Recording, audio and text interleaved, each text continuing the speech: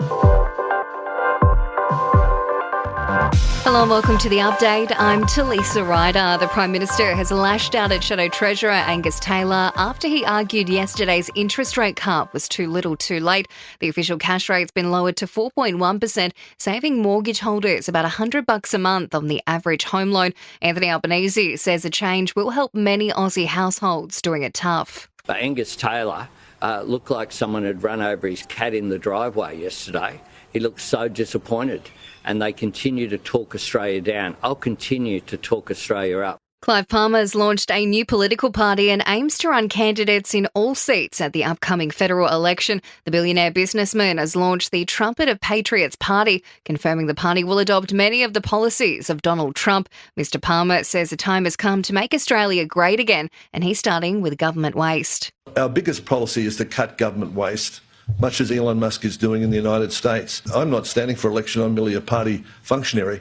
I'm sure that the party wants to have a team of people who can go through the procedures in Australia that sees more and more of the public sector having more and more of our capital. You've got to realise the public sector doesn't create wealth. A mass stranding event is unfolding in Tasmania. More than 150 false killer whales have beached themselves at Arthur River. Rescuers are desperately trying to save 90 of the animals, which are still alive.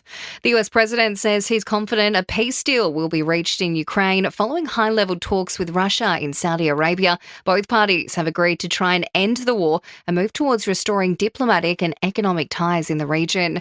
And the Pope's weekend events have been cancelled as he remains in hospital battling a respiratory tract infection. The Vatican says the 88-year-old is in a stable condition while undergoing treatment. Sport and entertainment are next.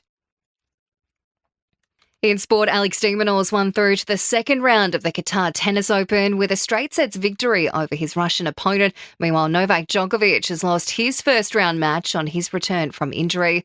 Rugby Australia may go back to the future to replace outgoing coach Joe Schmidt.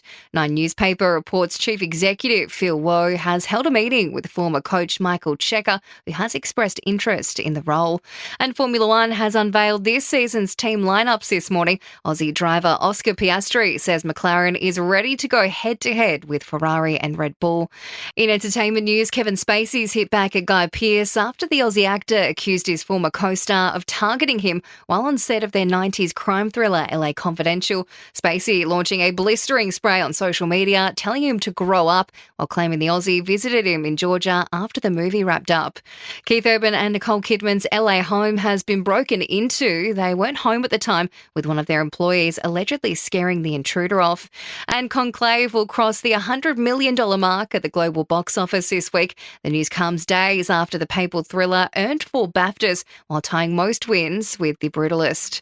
And that's the latest from the Nova Podcast newsroom. We'll have another episode of The Update for you later on.